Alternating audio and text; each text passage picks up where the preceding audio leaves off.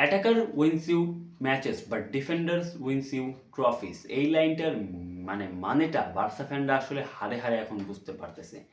বার্সেলোনার কিন্তু লাস্ট কয়েকটা ইউসিএল জার্নিতে তাদের অ্যাটাকে কিন্তু কখনো সমস্যা ছিল না, তারা আসলে টপ ক্লাস অ্যাটাক করতেছিল, ইউরোপের অন্যতম টপ অ্যাটাকিং টিম ছিল। কিন্তু আসলে আপনাকে ট্রফি জিততে হলে শুধু আপনার অ্যাটাক বা মিডফিল্ড ভালো হলেই হবে না, আপনার ডিফেন্সটাকেও ভালো হইতে হবে। ট্রফি জেতার জন্য ডিফেন্সটা হচ্ছে মোস্ট ইম্পর্টেন্ট থিং আপনার টিমের জন্য।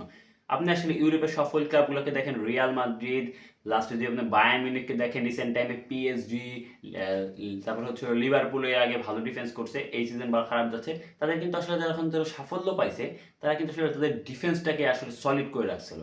এখন দেখেন বার্সেলোনা যখন এই ইয়াং প্লেয়ারগুলো নিয়ে ডিফেন্স করতে নামে, তাদের কাছে আসলে ট্যালেন্টের কোনো অভাব নাই, কিন্তু তাদের কাছে একটা জিনিসের অভাব, সেটা এক্সপিরিয়েন্সড। এক্সপিরিয়েন্স ছাড়া আপনি আসলে হয়তো বা লিগ ট্রফি জিতে যাইতে পারবেন, কোপা দেল রের মতো ট্রফি জিততে পারবেন, কিন্তু ইউসিএল এর নকআউট স্টেজে যখন আপনি যাবেন, যে প্রেশারটা আপনাকে হ্যান্ডেল করতে হবে, সেই প্রেশারটা হ্যান্ডেল করার মতো এক্সপিরিয়েন্স আসলে তাদের কাছে নেই। ফার্স্ট লেগে পাও কুবার্সির রেড কার্ড এবং সেকেন্ড লেগে আসলে গার্সিয়ার রেড কার্ডটা আসলে মনে করেন বার্সার পুরো খেলাটাকে শেষ করে দিছে। এখন এই টাইপের রেড কার্ড কিন্তু বার্সা আগেও আর ওই সিজনে কয়েকবার খাইছে। এই রেড কার্ড খাওয়ার কারণগুলো কি?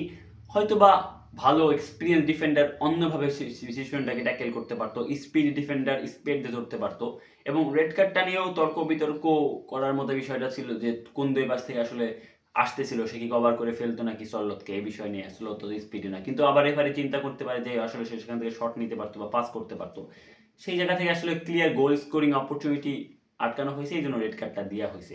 আসেন এখন বার্সেলোনার টিমটা নিয়ে কালকে আসলে কি খেলছে চিন্তা করি। আমার কাছে বার্সেলোনার কালকে খেলাটা কিছুটা অর্ডিনারি খেলাই লাগছে। কেন অর্ডিনারি, এক্সট্রা অর্ডিনারি কেন বলতেছি না, ফার্স্টে শুরু করেন লামিন ইয়ামালকে দিয়ে। লামিন ইয়ামালকে নিয়ে আমি যে কথাটা বলবো, আসলে অনেকের এটা মনে করেন পছন্দ নাও হতে পারে। ফার্স্ট কথাটা হচ্ছিল লামিন ইয়ামাল কালকে ভালো খেলে নাই। এখন অনেকে বলতে পারেন ভাই ফুটমবে 9 রেটিং একটা গোল করছে, ভালো কেমনে খেলে নাই। আসেন শুরু করা যাক।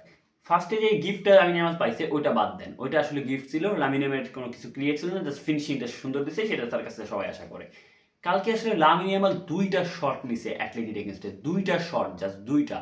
আপনার টিমের বেস্ট প্লেয়ার থেকে আপনি এটা কখনোই আশা করতে পারেন না। আপনি পুরা ম্যাচ ড্রিবলিং করলেন, পাস করলেন, কিন্তু শুট নিলেন না, বা চান্স আসলে মাত্র 4টা ক্রিয়েট করলেন এই ম্যাচে, এই মতো ম্যাচে, বড় মতো ম্যাচে, তাইলে তার হবে না ভাই। কালকে লামিন ইয়ামাল খেলাটা আসলে স্ট্যাটিক ভাবে আপনি যদি ধরতে যান রেটিং পাওয়া যায়, কিন্তু আসলে খেলাটা ম্যাচে কখনো সেভাবে ভালো দেখা যায় নাই। তারপরে চলে আসেন, আমি একটা সাবস্টিটিউট নিয়ে কথা বলবো, একটা কি দুইটা সাবস্টিটিউট নিয়ে কথা বলবো। আপনি যখন পেড্রিকে উঠাইলেন না কেন, এটা আমার একটা বড় প্রশ্ন।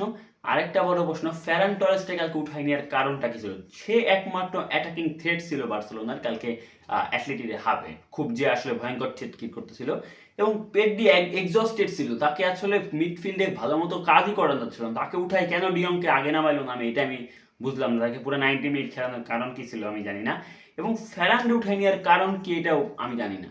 সে একমাত্র অ্যাটাকিং যে সে অ্যাটাক করতেছিল। এখন এখন দেখেন আসলে আমরা অ্যাথলেটিকে আমরা বলতে পারি সে হারাম বল খেলে, কালকে কিন্তু অ্যাথলেটিক হারাম বল খেলে না একদমই। তারা আসলে মিডফিল্ডে ফিজিক্যাল ব্যাটেল খেলার চেষ্টা করছে, এবং কাউন্টার অ্যাটাকে বার্সাকে আসলে আটকা শেষ করার চেষ্টা করছে। কালকে সেকেন্ড হাফে অ্যাথলেটি আর এবং যেভাবে গেমটা ম্যানেজ করছে, এটা আসলে প্রশংসার বিশাল দাবিদার। সিমিওনে আসলে সেকেন্ড হাফের গেমটাকে একদম দারুণভাবে ম্যানেজ করছে। তারা সেকেন্ড হাফে শুরু থেকে আসলে খেলাটাকে পুরো পাল্টে দিয়েছে, তারা মাঝে মাঝে কাউন্টার অ্যাটাক থেকে অ্যাটাকে যাচ্ছিল এবং খুবই সুন্দর ফ্লুইডভাবে ডিফেন্স করতেছিল।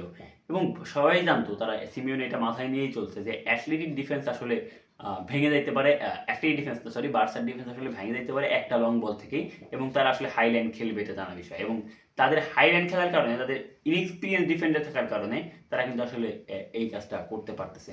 এখন দেখেন, এইটা যদি এক্সপিরিয়েন্স ডিফেন্ডার নিয়ে আসলে খেলতো, এই জায়গায় অন্য কিছু হইতে পারতো, কিন্তু এদের অল্প বয়সের কারণে এবং তাদের চ্যাম্পিয়ন্স লিগ এক্সপিরিয়েন্স না থাকার কারণে তারা আসলে এই জায়গা ঘাবড়ে যায় বলে আমার মনে হয়।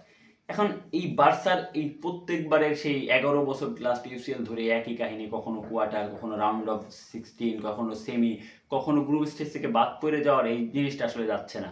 তাই বার্সা কিন্তু আস্তে আস্তে আর ইউরোপের বিগ ক্লাব এই জিনিসটা থাইকে যাচ্ছে না আর, কারণ ইউসিএল যদি আপনি না জিততে পারেন, তাহলে আপনি ইউরোপের বিগ ক্লাব আসলে কতটা আপনি আছেন এখন আমি জানি না।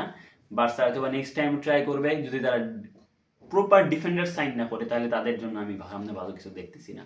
আপনারা আপনার মতামত জানাতে পারেন। ধন্যবাদ।